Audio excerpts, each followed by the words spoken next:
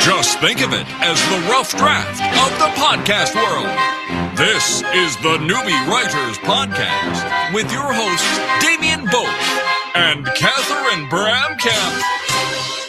Hey, it's episode 159 of this little show we call the Newbie Writers Podcast. And we missed last week, thanks to me. That's okay. You had work to do. It's like work, volunteer. Wasn't a hard decision. But I did sneak in a little public service announcement onto the feed. Oh, good. Thank you. Yeah. What was it, though? What was it? Oh, that's good to see that you listen. It was just, I just sort of said, sorry, it's my fault. I was working, and to vote for us at the podcast awards. That was the real thing. It was really just an advert for 2 minutes. But anyway, I like it. So yes, I like it. You need to go vote for us on the podcast awards too. I've been busy, so that's on my list of things to do, and then I'll tell everybody else to do it as well. Yeah, well, those three people are just turned off now, so cool. We have Dionne Lister on. Hello, Dionne. We haven't been on this show for ages. Hello, Yeah? I know, because nobody asked me. Oh, rubbish. That was my bad. It's okay. It's okay. I'll just insist if I'm desperate. Yeah, Have me on the podcast. I'm bored. You miss us. I think that I feel do. good about that. You miss talking to us. I do. Or maybe I just miss talking. You should do one of those solo podcasts. Oh, everyone would be lining up to listen to me babble on about nothing. That'd be weird. No, you never know. You never know. I've got two clients, client/friends who are launching their podcast right now, and they're I think one of them is going to be talking herself, and then another one is going to be interviewing, because that's what I recommended to her. I said, really interviewing somebody else and not just talking about yourself or talking to yourself would be much, much, much happier. So you could do it and just, line up people to talk. Well, I'm doing a video podcast tonight. It won't be live, but to put up on Booktastik with Chris Allen, an Australian thriller author. So we do that for Booktastik, but they're not consistent enough, unfortunately. Isn't video? I don't know. I want to do some video, but I don't know. It puts me off a bit because I think I can never work out my best angle. Just wear a paper bag and cut some holes out for the mouth and the eyes. Yeah, because that's not going to be the unknown podcaster. That would be great. Right. That's not half creepy. The lunchtime podcaster. Yeah, the little bag with the little eyes. I think that would be hilarious. Yeah, right. I mean, how is that going to go with potential guests? So that you call in the video chat and they see me with the paper bag around. Hello. Well, let's just say I'll have to get a screenshot and I'll send that along. It says, if this creeps you out, this is not the show to appear on. Yeah. Oh, the Newbie bag show. I don't know. But how do you, because you've done video chats before, Dionne. Yes, I have. The first time, though, were you paranoid? Going, I'm being filmed here. Is the lighting right? No, because I got it right. Well, as right as it could be, sort of like it was professional. Before I started, I was just more worried that I would record it all and then I wouldn't be able to upload it or figure out what the hell I was doing. And especially, what was I think my first video interview too was with Graham Simpson, the author of The Rosie Project, which is quite a big book, and he was kind enough to allow me to video interview him, and I just thought, oh my God, if this goes wrong, I'm going to look so stupid. Oh. But anyway, so that's up on Booktastik. It's quite a good interview, actually. What do you do if the kids come in? Or you? Oh, they weren't here. No, I did it on a day when they were at school. Do you think I'm crazy? Yes. Could you imagine that? You've got a big author on, and you're live streaming it out, and the door opens. Mum, I feel sick. Yeah. Ma, I'm hungry. Yeah. Oh, exactly. yes. So you most definitely would get that. Yes. Well, they're home this morning, so. That's all right. They can interrupt the show. I mean, we have Zeus interrupt the show most of the time. All the time, yes. But I'd be worried that when you become self-conscious and then you go, oh, I need to like scratch the side of my nose and or pick your eye. No, I don't care because the other person's on the screen too, so it's not like it's just my big head on there. No, but it's going out to the world afterwards. You don't want people like to see you picking your butt because you forgot that you're being recorded. I don't pick my butt. Oh. Especially not when I want to video podcast. I'm not even picking it now. Oh. Well. No one can see me. I'll turn the video off. So there you go. We like that part about the show. We can experiment. I think that video wasn't one of our challenges with videos, that they're so much bigger. There's such bigger files, such bigger packets that can be challenging when you have guests who maybe don't have the capacity, they don't have the bandwidth literally for doing those interviews. Wasn't that one of our considerations on doing video or not? Yeah, we could still do it. They could still be audio, but we could just stream out the recording as a video. Well, you don't have to, like with Booktastik, I give the authors, because obviously not everyone wants to be on video anyway, so I give them a choice of a written interview or just a podcast voice interview or the whole shebang. Yeah. Right. So how many people take up just the written one? Oh, probably half. And also I think a time constraint thing as well, like trying to tee up, even just for a speech podcast, to tee up times that suit everyone across the world, and people, I guess, are busy and whatever. Right. So, yes, it can be just easier to do the written one, but not as exciting. I know. So tell people about Booktastik. What's the deal with it? Yeah, I wanted the update and how's it going? It's growing every day, but so much slower than I would like. I need funds. You are the worst salesperson ever.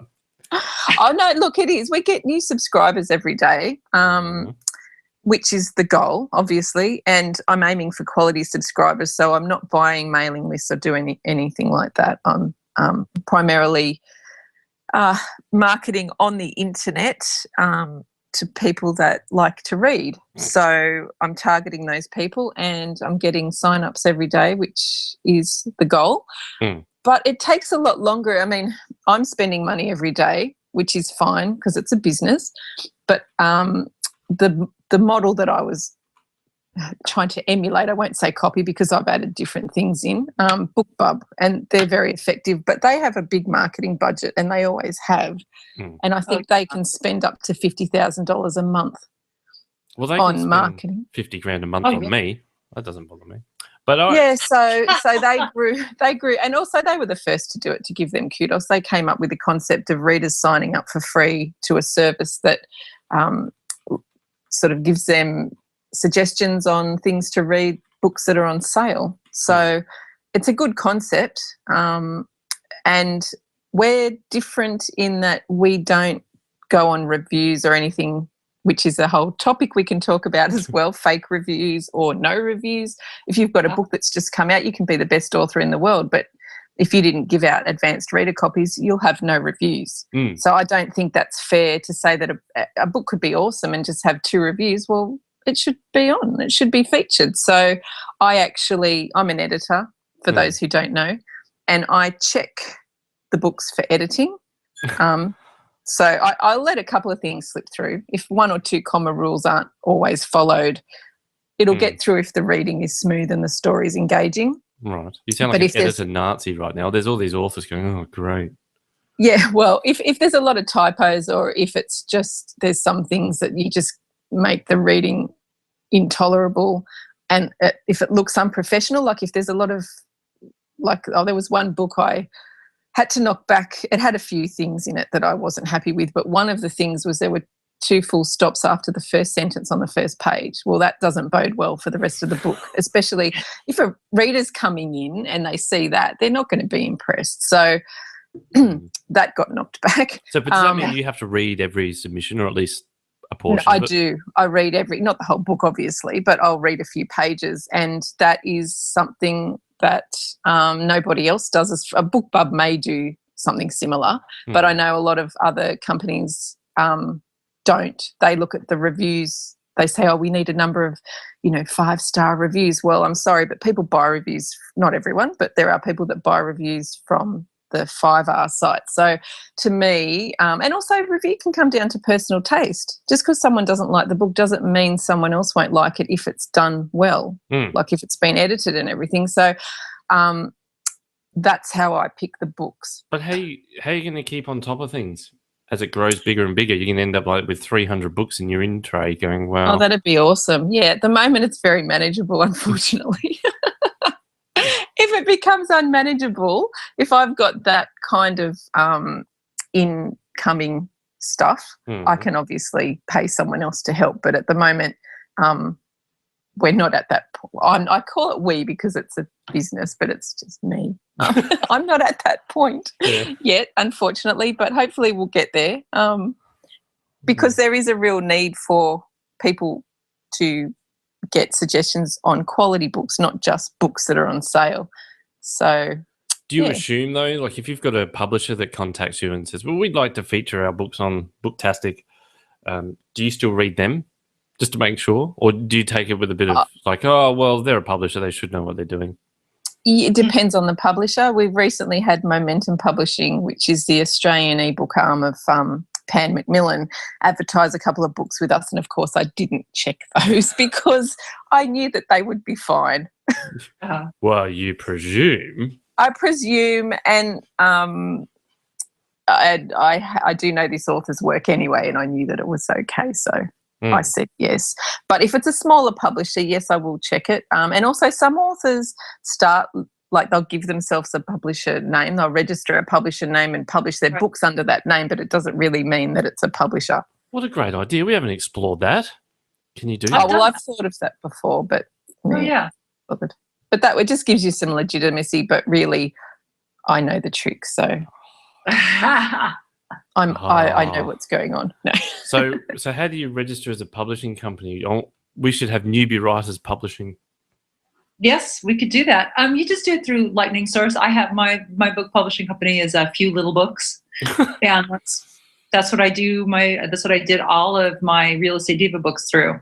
So yeah, Dionne's right. You do your own company, and then you work with Lightning Source to produce the books, and you're pretty much good to go. Of course, you have to do all of the work, and you have to pay all the upfront fees and editing, et cetera, et cetera. So it's not like a slam dunk, but that's what most people do is they create their own publishing companies and then just go forward. So what's the advantage of a publisher coming to you, Dionne, and saying, okay, we want to list our books on Booktastic. Fantastic. What are the advantages? So if I went to my publisher for Future Girls and said, hey, I want you to go over and put me on Booktastic, I have a hard time. That's a tongue twister. I want to say Book Fantastic instead of Booktastic. Booktastic. Yeah. What does the publisher get out of it? What do I get out of it? Tell us what are the benefits? Okay, well, visibility is one thing. Obviously, we have because of the marketing I'm doing, we have anywhere from about 500 to 850 visits a day to the site. Right. We also have over 5,500 subscribers now. 4,000 just for free books. And so you're getting visibility. It doesn't guarantee people will click on the book and buy it because a lot of factors come into play. Obviously, if you've got a book for sale for $1.99, it's not going to get as much interest as something that's 99 cents or free. So pricing does have an effect. Also, covers have an effect. I'm not as strict on covers at the moment as I should be. Generally, the covers that I've promoted are good. I've promoted a few that I was having second thoughts about, but the book was okay, so I said okay, but they don't get as many clicks. So it's not always our fault. Like we are putting it out to the number of people we're saying we are, but if you don't get a lot of clicks on your book, it's not all to do with the website, and that goes for any website, really. I mean, you've got to have a quality product. So visibility is something that we're giving you. And also we're giving people some book sales. We're not making a lot at the moment. I mean, free books, we could get the person maybe up to 200 250 downloads. Okay. Books that are on sale, depending on the genre and the price, obviously romance is more popular than children's books. So that's sort of either end of the scale. So you might sell no books, unfortunately, or you might sell 3 books, you might sell 12 books. So we don't have huge numbers at the moment, but we are getting there. And like I said, we are getting new subscribers every day. And I'm targeting areas that other book sites like this haven't targeted. So I won't give any secrets away. But, yeah, I'm targeting other areas that some people haven't targeted, and we're seeing good sign-ups from that, yeah. So what happens if no one buys? Like if my book was up there and, you know, a week goes past, a month, and I go, no one's clicked on it. What? Oh, well, people do. No, we've never had anything that no one's clicked on, I have to say that. Oh, well, give it time. No, people do click on the book links.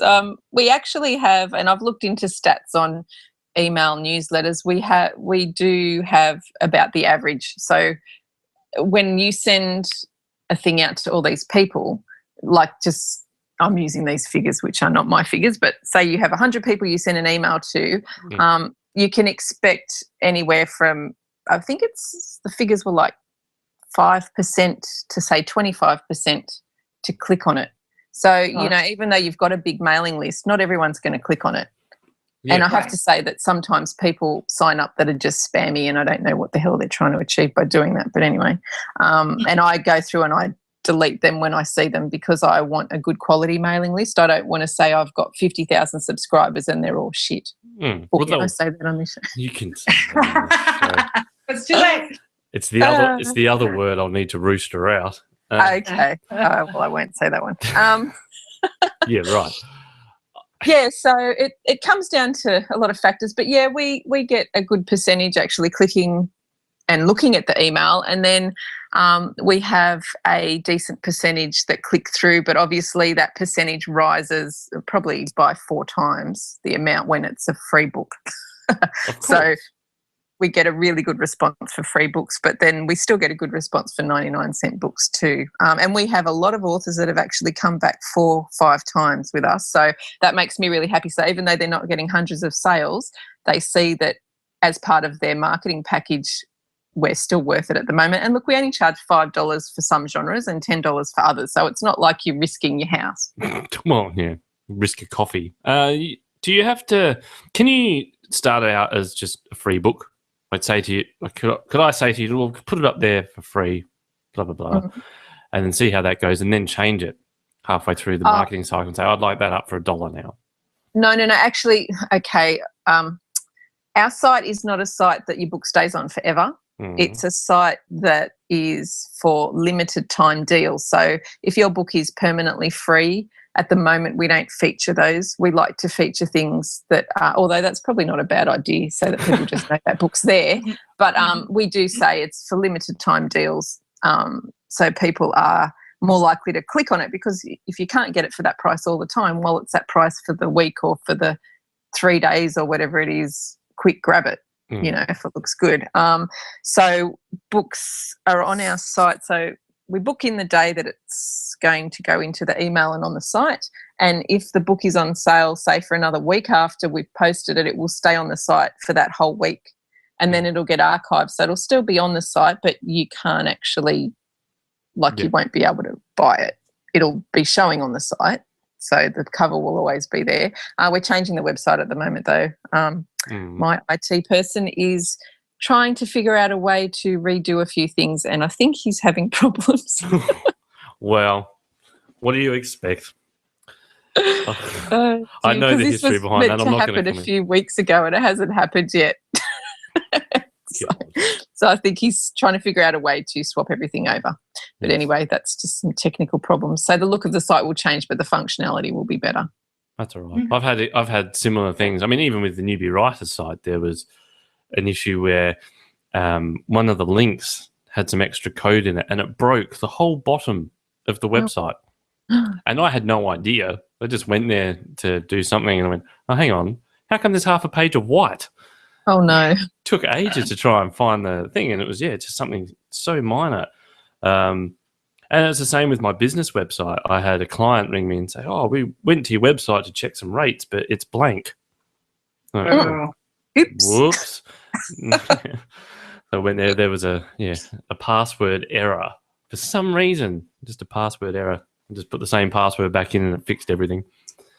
Well, when I started this site, I wanted it to have a nice design, so I had a website designer design the whole thing, and we had it coded, and it looks really good. They coded it to look really good, but the functionality isn't where we would like it to be, and the sign-up form is more complicated than it needs to be. Well, it's not a quick fix. We can't just fix it, or it could break a whole lot of other stuff the way it was coded. So that's why we're having to start again and redo the whole site. So it won't have the look that I really want, but the sign-up form will all be a lot simpler. But who would have known it could be that complicated? Just think of it as like a supermodel taking too much Botox.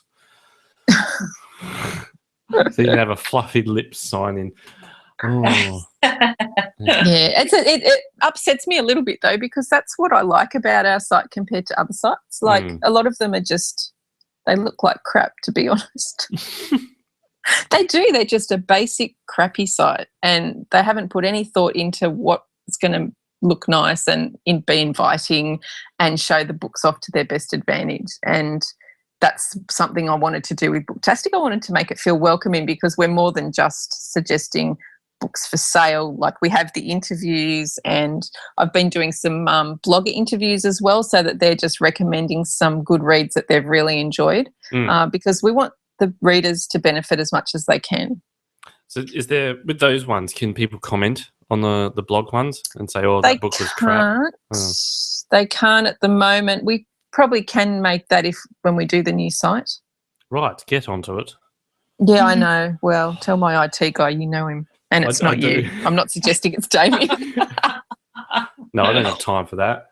But I do know you're doing. I should send him a message and go, "Seriously, hurry up. I want to leave comments." So Dionne mentioned, because I've been exploring Goodreads. I've gone on there, gotten my accounts up, been working with it and on it, and I'm going to do a Goodreads giveaway. I'm really trying to experiment with this, and they're hooked into Amazon, so they're like the behemoth. You mentioned reviews and how books are almost I would say almost universally judged on how many reviews, because I see books now, it's like, they has 1,300 reviews. So I thought, oh, well, then it must be good, which is not necessarily the case. No. You were talking about fake reviews or faux reviews. Tell me a little bit more about that, because a lot of us might not know either how to do it. No, just kidding. But what they are. Yeah, well, I've actually got a blog post on this on my Dionne writer. What is it? Dionne Lister writer? Yeah, I think that's my website. Your website. I never go there anymore. How shocking. I don't have time.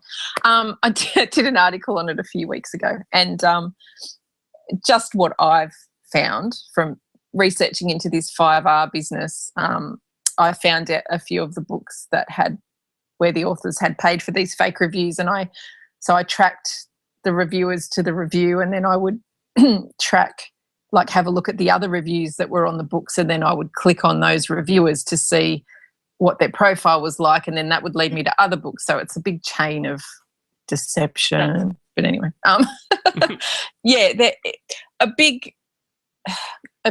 red flag is if the books doesn't look that good to start with, like if the blurb's not that great and the cover's not that great, yet they have hundreds of reviews, like you've said. But you look at the reviews, and especially over time, because I know some authors, and I think a lot of publishing companies do this too, before the book comes out, they send out what they call ARCs, which are advanced reader copies, and they do get quite a few reviews from those, and they are legitimate reviews most of the time.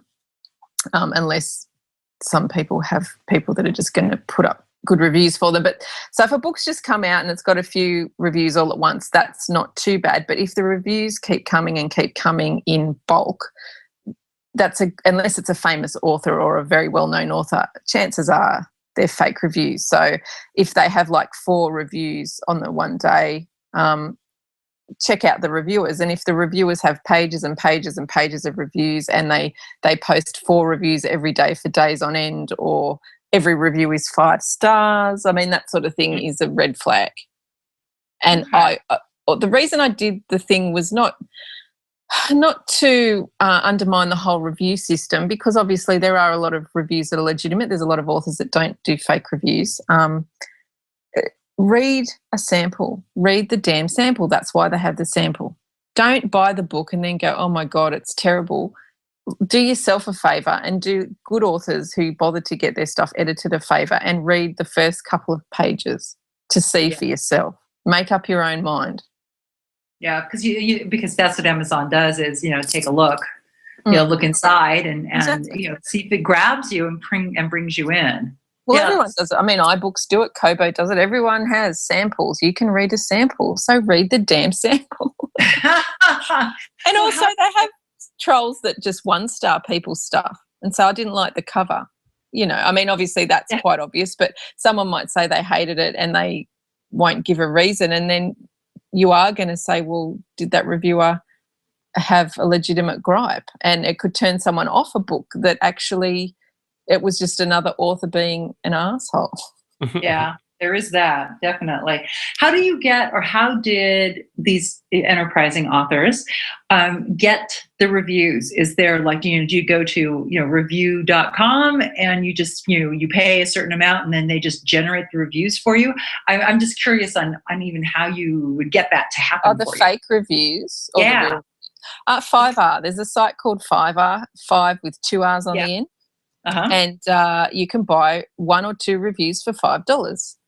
And they guarantee a good review, and then they say, oh, we'll even post it to more than one site if you want. And some of them even say that they'll post, I guess you can buy bad reviews as well.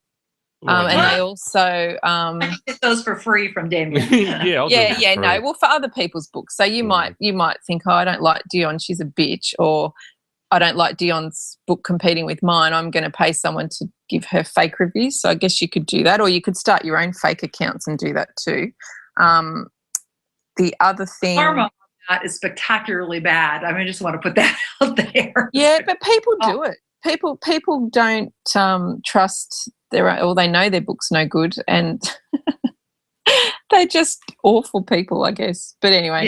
Yeah, so... But what about, you could get really petty with it. So say you've got another book coming out, you've set the release date, and then you find out that someone else that's in your genre that does just as well is about to release the book on a similar day. I mean, who cares?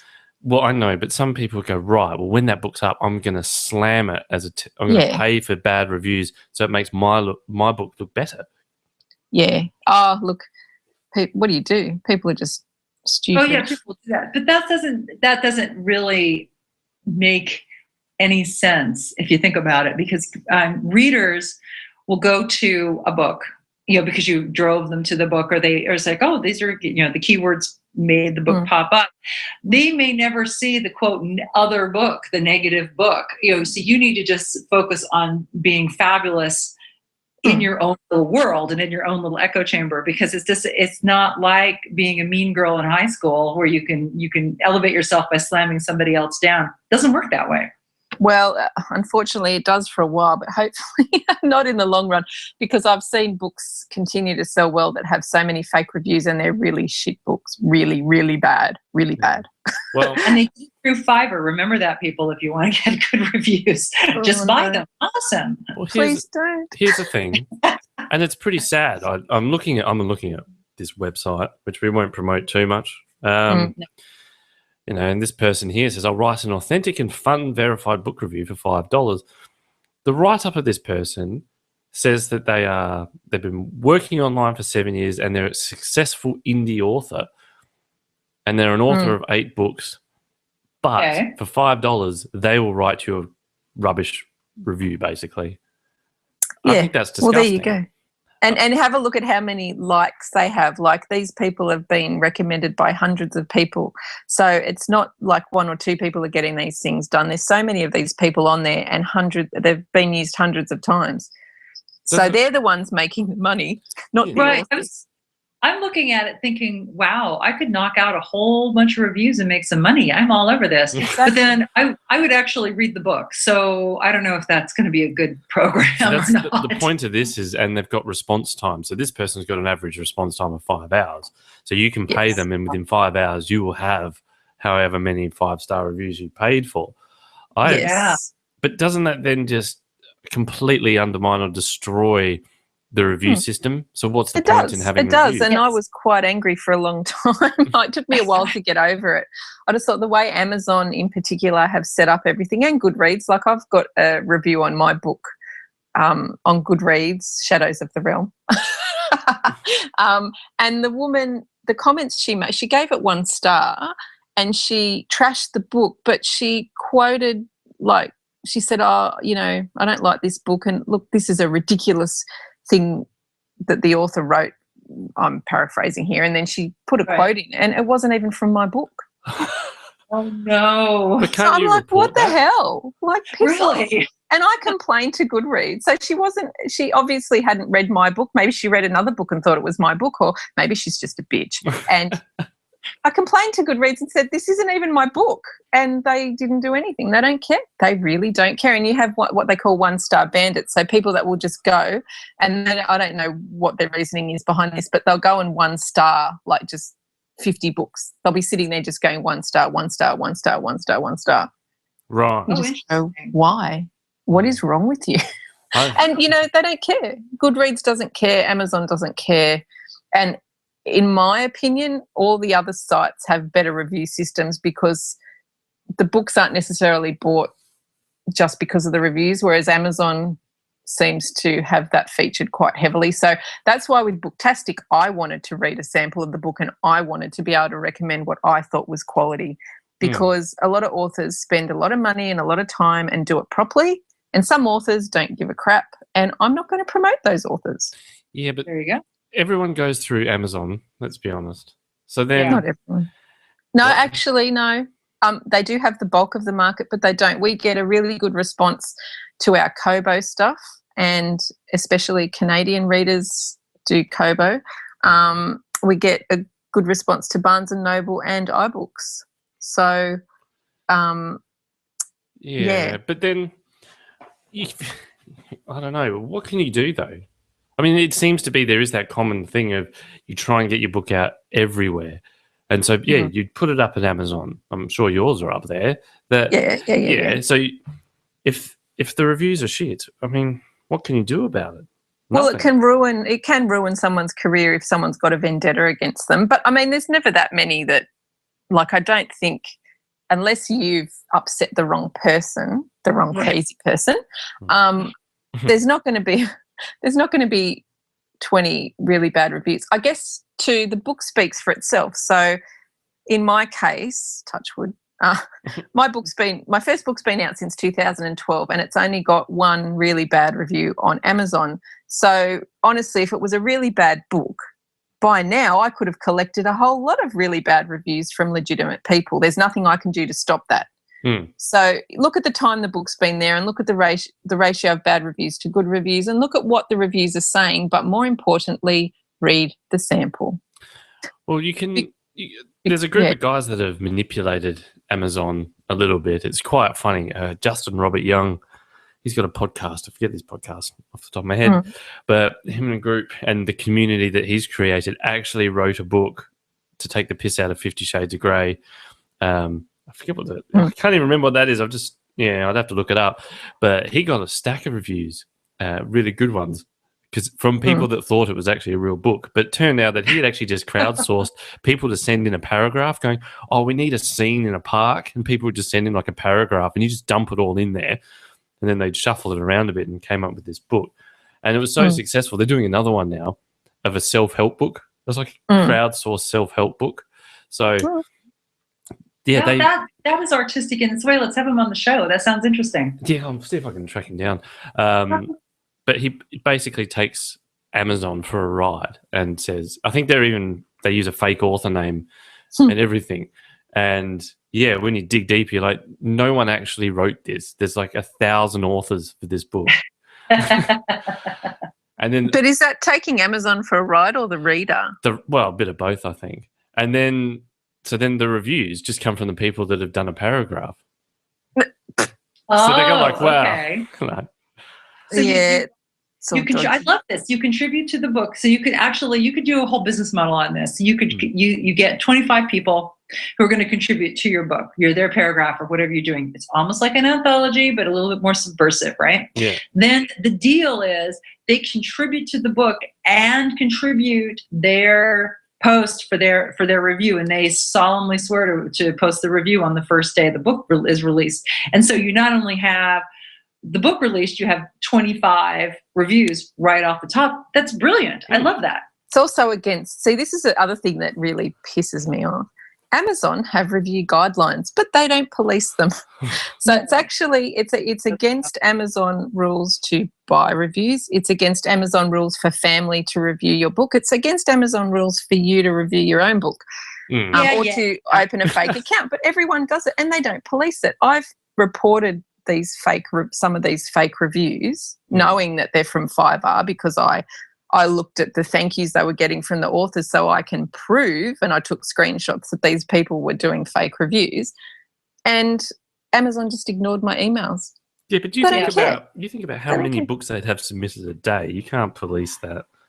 But why even then try? Why even put those rules so that the honest people follow the rules, right? And then the shit people don't, and they get away with it? That just makes me cranky. That's true about driving too. I mean, there's a lot of things that's true about. Yeah, but I mean, why have the rules in the first place if you're not going to police them? I mean, the police do police the road rules. They do fine. If they catch you, they'll fine you. But Amazon doesn't even try and catch anyone. They don't care. But anyway, this isn't about Amazon. But that's the wider problem in the industry.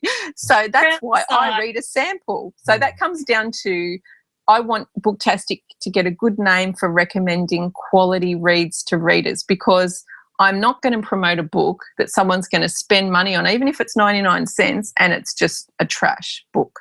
Obviously, I can't guarantee that you will like the content of the book, but I can guarantee that it's at least a decent quality, that the author has had edited and they've put effort into creating. Do you give those recommendations back? Like if you have someone say, I'd like my book featured, you read a couple of pages and you go, oh, man, no. I say that it doesn't meet our editorial standards, and probably 60% of the time the author will write back to me either legitimately asking what was wrong with it or having a bit of a cranky attack. How dare I say their book is this and that, because they did have it edited. And this leads us to another problem, unqualified editors charging for editing, because some of these books have been edited, but the people that edited them have no idea what they're doing. And so I will type out a few sentences from their book and I will point out where their punctuation and grammar is lacking. And I do that not to be smart. I do it because I actually want to help these people so that they have a bit more knowledge for next time they choose an editor or next time they write their book. They can look for these things in their own work. And because you know what? People get upset that I won't feature their book, but I'm losing money by doing that. I don't want to turn down books. I want to feature every book that comes through the door, but I can't if it's not good quality. I don't want to turn people away. So please, authors, choose a good editor. Get your book edited properly. I would love to feature it. Do you think that there's a little bit of a thing of if you've been an author or a published author for quite some time, that gives you that, well, I'm an editor as well? I see that a little bit. Some people are, and you can't look. I'm an editor, and I've done a uni degree, and I'm an author, but I know what I'm supposed to be doing, but I miss it because you read your stuff and you know what you expect to see, so you miss things. You know, I know the rules. I know that a comma goes before an and between two independent clauses, but I won't put that comma there all the time, and I'll miss it when I read back through my work. But my editor will pick it up. So then, how do you find a good editor then? How do you find a good editor then? You must be so critical of them. I am, but I have a really good editor in America, Chris Weimer, and she's awesome. She picks up all my mistakes. So, yeah, I use her. And there are good editors out there, but I think the best way to choose an editor is to have been in the writing community for a while and you know who the good authors are, and you ask them for recommendations, because you have no idea what you don't know. And if you haven't done writing courses or you haven't read a grammar book, you don't know who is a good editor. Even if they give you a sample, and all editors should give you a free sample, you will read it and go, oh, well, I actually don't know if they're any good. Like, they've done this and they've done that, but I don't know the rules, so I can't decide whether they've done the right thing or not. Right. With the free sample, then, is it a free sample of your work? Like, if you... No. Yeah, your own work. So if someone approaches me and says, I'd like to get my book edited, I'll say, okay, send me the first chapter. I'll do the first 1,000 words. So I'll go in there and I'll do my editing and I'll send it back, and I make comments on every change that I do so that they, one, can learn from what I'm doing, and two, they can see I know what I'm doing, and three, so that they don't just look at it and go, oh, she's put that comma there, but I don't know why it's supposed to be there and I don't want it there. Gone. See, I've got first-hand experience of this because I think I sent you the stuff that I was writing. Yes. You're like, yeah, I'll have a look at it. Man. It came back very red. Was it red? It does. Yeah. Yes, red. And My yellow. stuff comes back with a lot of red on it, and I know what I'm doing. Yeah. I know. It was funny. It was good, though. And I think, I don't know, I'm going to throw this out there. If you're in the middle of writing something, sometimes it's good to, if you do know an editor, to have someone look at it partway through, because I found you were raising questions to me in the side column going, well, this doesn't make sense, or are you saying this and that? And then that allows me to then rethink it and go, well, actually, if I change it, it's going to change what happens later, probably for the better. Or yeah. Well, and you can do that with an editor or with a writing coach, if you know, because that's and that's what I do, is the content and development editing, where, you know, I say, okay, that doesn't make sense. That does make sense. You can also do it on cheap if you can do what I do with course friends into being beta readers. Now you have to finish the whole book so that they can look at the whole of the book. But there's that option as well. And it was wonderful in the second book. I mean, that was the feedback was from dramatic, which was Damien's comment, this beginning is shit, to nicer comments, which is, I couldn't get too involved at the beginning. Yeah, but that's all well and good, and beta readers come in before the editor, but they can say this wasn't engaging at the beginning or whatever, but they can't tell you why. An editor can tell you why. Why? Okay, fair enough. But some people don't. Like, they'll say, oh, look, I just couldn't get into it. With my first book, I had a couple of people read it and they gave me some vague comments. And I was like, that's all great, but why? And I hadn't done my uni degree at that point. But an editor will pick things apart, and a good editor will tell you why it's not working, and they will get rid of anything unnecessary. If it doesn't add to the plot or the characterization or the scene setting, it doesn't belong in the book. Get rid of it. Right. We just had a... And you can tell your friends that too. It's like, tell me why. You know, I take them to lunch. We walk them through it, because they might not have the initial language on how to tell you what's wrong. You have to kind of drag it out of them sometimes, but it can be done. Well, we had a question from Charlie Mann in the Google Hangout. Thanks for listening. Hi, Charlie. It says, hi, Charlie, you're live. Is there any truth to the following statement that writing the end of the book first is the more progressive way to go? I've never heard that statement, and I'll say two things about that. One is, it just depends on your preference for writing, and to me, I like to save the end for the end, because it's like eating dessert at the end of dinner. Like, I just can't. The end is so exciting. It's the exciting part. And I want to leave that till the end. I think you should know where you're going with your book, though. I'm what they call a pantser. So I don't plot everything to the nth degree, but I do know the end of my book. I do know where it's going. If you don't know where it's going, you might find it hard to be succinct with the plot points, and you might find it hard to know what your characters' motivations are. So I think it is good to begin with the end in mind. But I know people who do write the last part of the book first. And also, things can change as you're writing the book. So you might have to go back and revise the ending then. So, I wouldn't call it progressive. I would just call it a matter of taste for the author. I don't even know where mine's ending. That's half the problem. But yes. You make it up as you go along. I don't know. Well, part of what we do, especially if you're a pantser writer, where you're just like, let's go, let's see what's going to happen, let's see what this character does, let's see what this character does. But to that point, it depends on your genre. So if you write a mystery novel, you pretty much need to have, who dies and who did it in your head, so that then you can make sense in the rest of for the rest of the novel. But that's a bit like in Future Girls, though. I mean, you would have had the ending pretty much good to go, somewhat, surely, because they needed to go to the future. Yes, I have to figure that out. Yes, because there's that. I have to spend some time outlining who does what and how does that affect this. So there is a piece of that, and then sometimes I just let the characters go and we see what happens, and they change my mind for me. And speaking of which, you made a comment. You don't have to go into too much detail, but before we did the show, you were saying, I'm having trouble predicting the future. Yeah. In the next book. If you could predict the future, I'd be asking you some very specific questions. Yes. So what are you stuck with then? I mean, well, I'm working on Future Run, which is set entirely when the characters go back to the future, so to speak. They go back to 2020.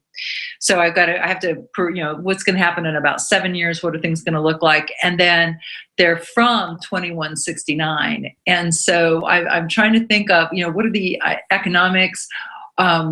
Who's getting squeezed? I have this idea that the middle class almost doesn't exist anymore, and so I'm trying to figure out what that looks like. And of course, the more research a person does, the more things change, and that's one of my challenges. I probably should stop doing research, but I read all about how to build a time machine, so we might do that, in book 4. So that'll be another challenge. But all that research you're doing and that thinking you're doing about it is what makes good world building. If you don't have to explain it to everyone in the book, but if you haven't thought about those things and you don't have clear rules for your world, the world building is going to suffer, and it's not going to be believable.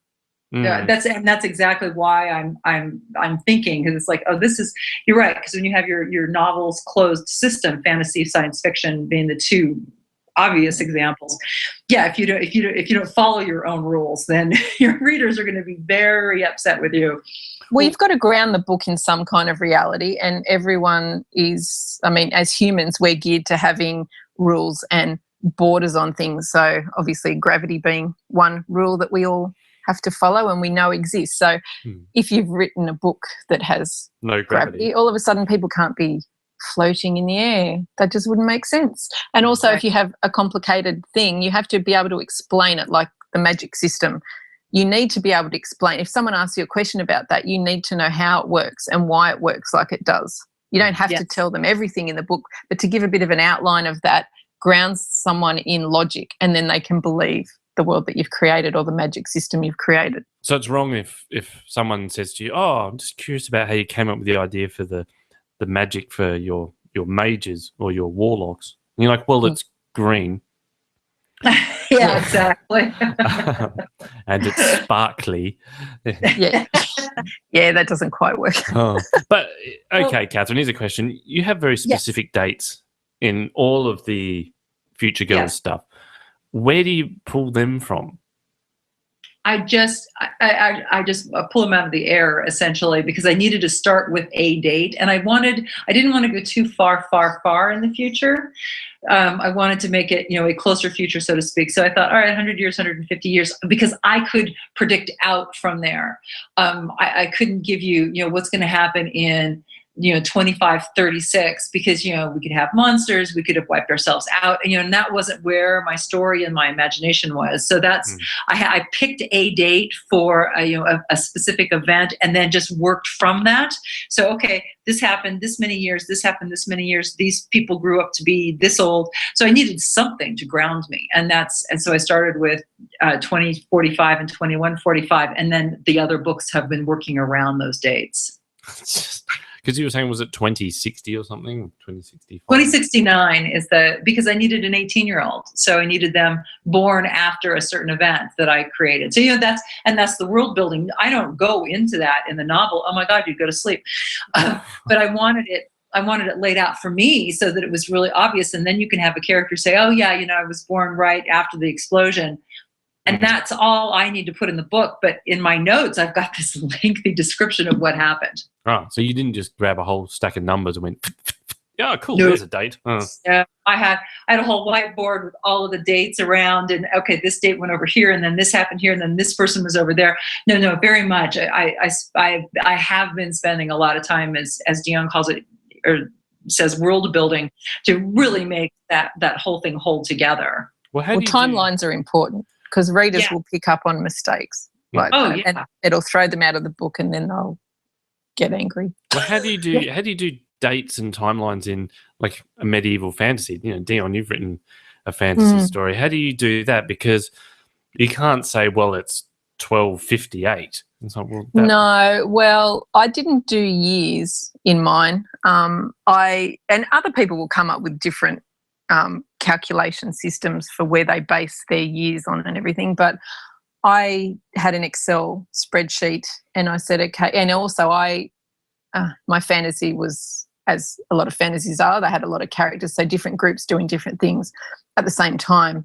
So I had to have an Excel spreadsheet to make sure that they were all doing things at a reasonable time that would eventually meet up at the end. And I also had to estimate, okay, so if they're riding horses, how many kilometres a day can they ride? Like, you can't have them riding 300 kilometres a day because that doesn't make sense. So I had to look at distance they had to cover and how much time that would take to cover it. So then I had to say, okay, these people are going to take 2 weeks to go from there to there, but this is happening over here. So then I have to hold them back from doing that until this, and blah, blah, blah. So that was quite complicated. And so, yes, Excel spreadsheet. But how do they refer to the year that they're in? I mean, they didn't have to. So you didn't now. They all call it now. Well, mine wasn't. Mine was set only over a few months. So I didn't have to. And, you know, that's not important. Or they could say, a year ago this happened. They don't have to name the year. Okay, so you at least say denominate like a year or a month. You don't have some whacked out thing like the third moon past the sun. Yeah. No, although I did use moons. That's tedious. Yeah, that's very tedious. You raised a point. I have in my second book, I have the main character and the hero, and they're on horses, and they're going from point A to point B, and I have them in a certain time. I have, the book's been accepted for publication. We haven't done the edits yet, fortunately, so I can fix this, because I was looking at this big map, and I looked at the map and I said, oh, I have them coming to this point looking at this skyline, and that's really not possible, is it? Yeah. I had to back up and say, all right, we got to fix that. It's that kind of thing, because people are going to definitely call you on that, and that's not right I want to be respectful of the reader and not say, I'm just going to make up geography for you too. But the funny thing I just picked up on, you said you want to be respectful to the reader, but also authors, be respectful to yourself. Respect your profession, respect what you're doing. Yeah. And that's where a lot of people are happy to put out the crap books and buy the fake reviews, because that's what makes me angry too. They obviously don't love being an author. They don't love the process of creating and writing because they don't respect it. It's like they're insulting the whole process by being happy to put out a crap product and then lie about it. How dare they? Well, interesting. Because we've got a couple of things to move on. We've got one more quick question from Charlie in the chat. So do any of you use outside influences to inspire your creativity? Recreational drugs, music, walking? I suppose the question is, how do you deal with writer's block? It's like a whole nother show. But yes. Well, I listen to music when I write because it puts me in the mood. But I find if I have plot problems, or even if I don't have problems, just letting it sit for a while, like you said, going for a walk, or if I'm driving along, all of a sudden a good plot idea will come into my head. Or if I am dealing with a plot problem, I find that the idea will come just before I fall asleep or just when I wake up. So your subconscious is always there working. I think you just have to not panic, and you have to go, okay, I can't think of this now. I'm just going to walk away from this for a while, and I'm just going to let my brain do what it does, and I'm going to do something else. Yeah, I agree. I think if you're stuck on something, definitely walk away. Any kind of physical activity is amazingly helpful. So, sometimes you have really bad writer's block. You end up with a very clean house or a very well manicured lawn, but that physical work lets you you do something. Your brain is on autopilot just enough, and I think I get a lot of good ideas when I'm in the car driving. And I think it's just because your left brain is so involved in something that it gives your right brain some time to regroup and get you to the right, to the right place. And sometimes it takes a couple days. I'm doing that right now. I had to do physical work today because the writing wasn't coming at all. So it'll come back and I think you're right, Dionne, you just have to have faith that it will and not panic. I just bang a line of Coke in and go, now, You can't afford Coke. Who are you trying to kid? Yeah, I know. Well, Coke vanilla is pretty nice. Anyway, all right. Thanks for being on, Dionne. Where can we find you and all that sort of stuff? Because we've got our word of the days. I'm on Twitter at Dionne Lister, and Booktastik is also at Booktastik, and it's got a K on the end for those who, because Booktastik with a C was already taken, but actually I like the K better. It looks nicer. So you can find me there. Facebook, we're also Booktastik on Facebook, and I've got a Dionne Lister author page. And Google Plus Dionne Lister. I've tried to get the Booktastik page to work, but I'm having problems switching between the two, so I promote a lot of stuff just through my Google Plus page. But if you want to be featured on Booktastik, go and have a look at our guidelines. The book has to be a minimum of 20,000 words. It has to have been edited, has to have a decent cover. We don't care about how many reviews you've got. I check everything for editing quality. Features are $5 or $10 depending on the genre, and we have 500 to 850 visitors a day. We have 5,500 subscribers, growing daily, and we also tweet your book out. We can Facebook it. Our Twitter is growing as well, which is awesome. So yeah, we're everywhere, and we just want to do right by readers, and we want the authors to be able to sell books. So there you go. Cool. Do I get any discount fuel vouchers? No. You might get a free set of steak knives. Yes. Toaster. Woo. All right, let's do a word of the week. So this now I can't even say that. This comes from a word a day with Anu Garg, and the word is, what's it? Mansitude. Yeah, mansitude. Yes. Mansitude. Gentleness and meekness. That's why that should not have the word man in it. Yeah, that should not. That's not a man's attitude. That's what that sounds like to me. A mansitude is like a man's attitude. Yeah. Well, that's now what it should be. mansitude. It also is to make tame, to accustom to handling. Now that's more male. Yes. Right. From manus meaning hand. Yes. Leave the hands out of it. Oh, jeez. Yeah. Let's do a tortured sentence. Next time, don't put the wrong emphasis on the right syllable. Tortured sentences. Okay. I actually had another tortured sentence as well, but I can't find it. So maybe if you read this out, I'll have a look for it. It is hilarious. Well, I do this because this goes along. It's a review. It's from a review from Tuesday Magazine, and I couldn't resist it. So here's what this reviewer wrote: the plot is less than the sum of its parts. It concerns an unconventional family, a free-spirited mother and her 3 young adult children, that visits an English country resort. There, they meet a young dentist who falls in love with the older daughter, his grumpy landlord, the mother's nervous solicitor, the friendly waiter, and a stuffy barrister. Right. He fell in love with all those people? Yes, he did. He's quite an excitable fellow. What a man whore. Which may be why you might want to look at those, pay per reviews before you fork over the money. I can see why there's the nervous solicitor if he's hammering on with all of them. With the landlord and the friendly waiter and the stuffy barrister, yes. Wow, this guy obviously doesn't have to pay for anything. Doesn't pay for accommodation, food, law. He's a smart man. He's living the life. So Might be a bit sore though. Oh. I didn't just go there. Yeah, I'm sorry. You did. Now, I purchased a reversing camera from a auto store, right? And I didn't buy the cheapest one. I bought the one in the middle based on recommendations from the store, right? So this was a proper bricks and mortar place. It wasn't just some eBay purchase.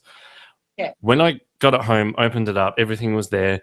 And then there were the instructions, which just blew my mind. I scanned them. I'll post them up. But it's very short. It's only got 4 points. But it's got loads of spelling errors. And it says, welcome. To use our car LCD monitor product, in order to ensure to realize and use unit daftly, please read illumination carefully and obey following item. Don't. I like doing something daftly a lot. Yes. Don't Can you disassembly. use that daftly? Yes, I can. Oh, this gets worse. Don't disassembly and maintain high voltage sub-assembly unit inside by yourself.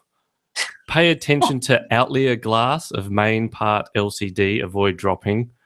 Don't unit under supper hot or supper cooling environment. It's I like outlier glass. yeah.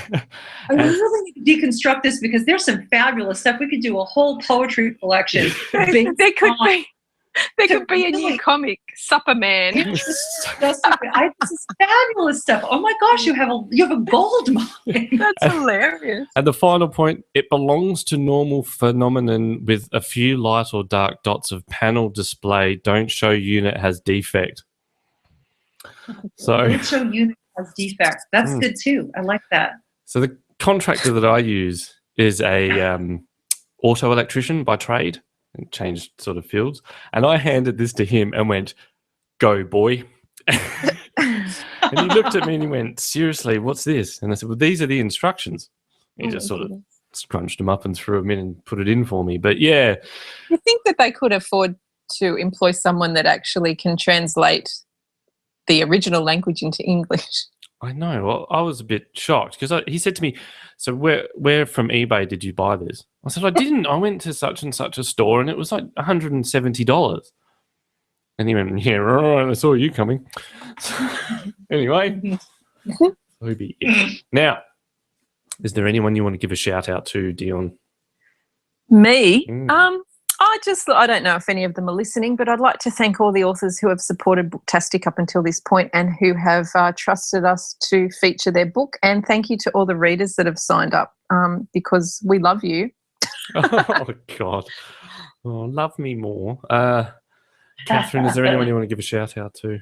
Yeah, I want to shout out all of my friends in Grass Valley and Nevada City who supported me at the reading yesterday. It turned out beautifully. People bought books. They made me feel good. It was just a big ass love fest, and I appreciate that. Authors definitely need that every once in a while. Well, there you go. And I'd like to say a big shout out to Charlie, man, that's been in the chat asking questions. I love having people participate. It's really cool.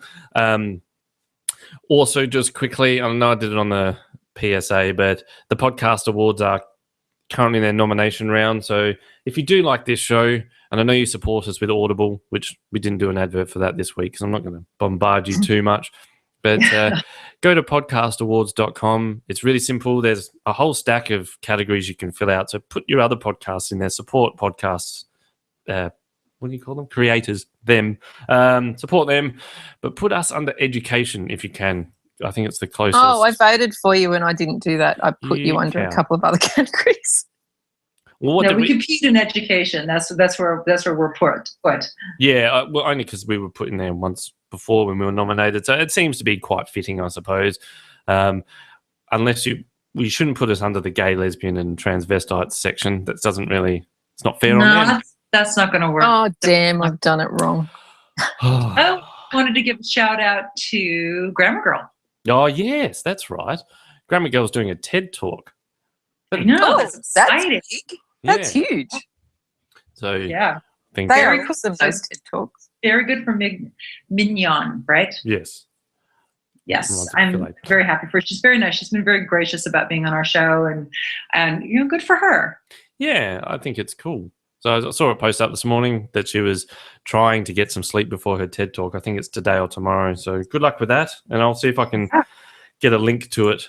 And yeah, she's also got a game coming out, that card game, Peeve Wars, which looks awesome. I've asked to be put on a list. So I said, well, I want to get a copy of it. So anyway. Good. Now, next week, have we got anyone Next on? week. Yeah, we have Naomi Rose, who is going to talk about writing from the deeper self. You're going to love this. Oh, right. Well, yes. Let's just be just warn her. I will. Good. Okay. I will. Well, until next week, when we get deep inside ourselves. That's right. Have a shallow thank- week so you're prepared. I have to say thanks for having me on, guys. Well, that's all right. Our Anytime. pleasure. Maybe if I can't take the deep insideness, you can cover me. Maybe. Maybe. All right. Well, thanks for being on. It's been fun. We'll see you next week. See you next week. Bye. Your book starts here on the Newbie Writers Podcast.